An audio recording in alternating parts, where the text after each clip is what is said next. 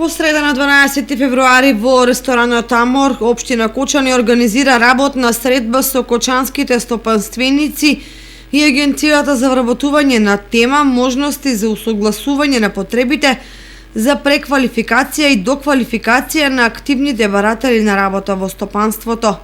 На средбата на која ќе присуствува директорката на Агенцијата за вработување Билјана Јовановска, ќе се дебатира за неопходниот стручен кадар и можните решенија за негово обезбедување со цел да се подобри понудата и конкурентноста на пазарот на труд во нашата општина.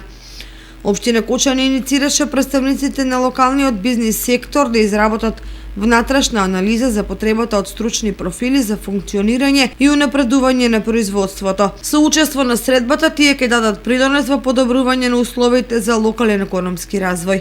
Според податоците од Агенцијата за вработување во Кочани, има 2439 активни баратели на работа, 198 со високо, 527 се со средно, а со основно образование и без образование се 227. Преку обуките и доквалификациите кои што ги прави Агенцијата за вработување заедно со Организацијата на работодавачи и Стопанската комора, може да се обезбеди преквалификација и доквалификација за да можат активните баратели на работа да се прилагодат на потребите на пазарот на труд, односно на работодавачите.